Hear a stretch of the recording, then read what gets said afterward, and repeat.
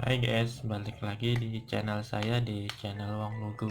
Oke, pada video kedua ini saya akan langsung memberikan informasi tentang bagaimana cara merakitnya.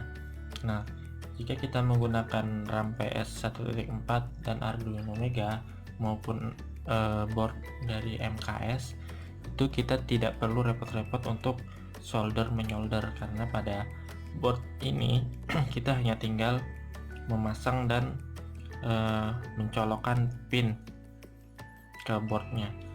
Oke, di sini sudah ada RAM PS, kemudian ada Arduino Mega, ada driver A4988. Nah, ini disesuaikan aja. Kalau mau teman-teman itu single axis maka hanya perlu satu, jika dual axis maka harus disiapkan dua, begitupun motor steppernya. Oke, saya di sini hanya menyontohkan untuk yang single axis. Untuk yang dual axis itu sama aja caranya. Oke, pertama sebelum kita pasang drivernya itu kita harus menjumper pada setiap bagian ini. Nah, ini di sini ada sumbu X ya, X, Y, Z. X ini untuk sumbu RA, Y ini untuk sumbu deklinasi, Z ini bisa kita gunakan untuk fokuser. Nah, sekarang kita harus menjumpernya terlebih dahulu. Mengapa harus dijumper? Karena kita menggunakan step yang tidak penuh. Jadi jika stepnya yang kita gunakan itu step penuh, maka gerakannya akan serasa kasar. Oke, ini driver A4988 ini adalah 1/16 step. Artinya untuk melakukan satu kali fase itu dia perlu 16 step. Nah, ini kita pasang. Di sini ada tulisannya teman-teman, ada vmode, kemudian ground, ada enable, ada vmode dan sebagainya. Ini kita harus samakan dengan yang ada pada board. Nah, memasang driver ini jangan sampai terbalik, karena jika terbalik maka bisa merusak board Arduino Meganya. Nah, ini kita pasang seperti ini. Kemudian ini jika menggunakan sumbu deklinasi juga kita jumper. Mana satunya ini dia. Kita jumper seperti ini, baru kita pasang lagi drivernya.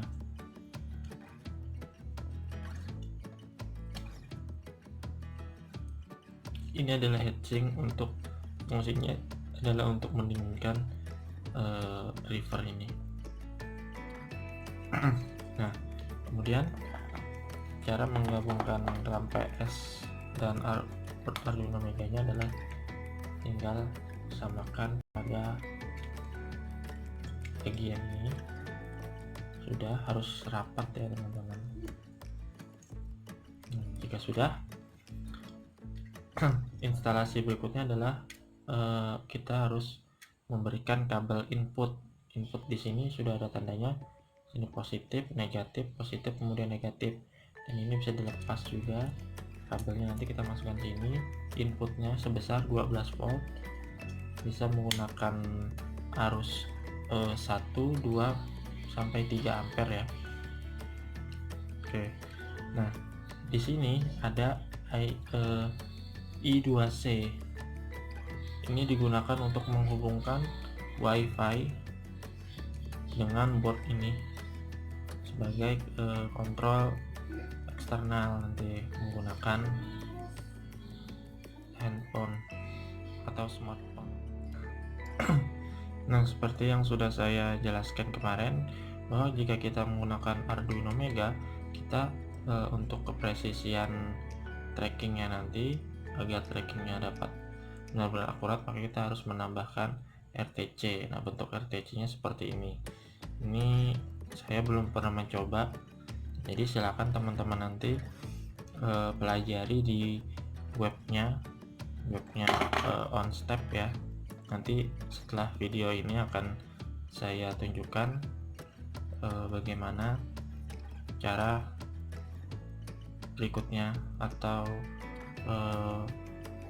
cara mendapatkan config untuk dimasukkan ke programnya, kemudian diupload ke board dari Arduino Mega nya.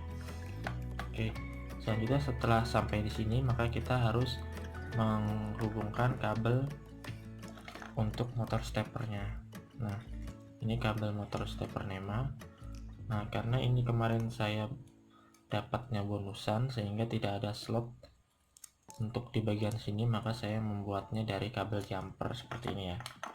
Nah, ini jika teman-teman tidak mau repot juga sudah tersedia, harganya sekitar 15.000, panjangnya hampir 1 meter kalau nggak salah. Nah, ini tinggal kita colokkan di bagian sini.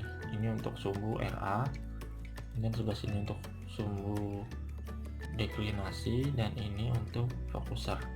Nah, jika nanti putarannya terbalik, teman-teman hanya tinggal membalik kabel ini. Nah, dibalik seperti ini. Nah, oke, sudah sampai sini, instalasinya sudah selesai, dan kita nggak perlu solder menyolder ya teman-teman, hanya tinggal colok mencolok aja. Oke, kabel ini digunakan untuk mengupload program nanti. Colokkan aja di bagian sini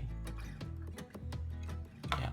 Sudah selesai instalasi untuk boardnya. Oke, selanjutnya kita akan membuka webnya, web step, untuk mendapatkan program beserta config-nya. Oke, ikuti terus video ini, kita akan masuk ke tahap berikutnya.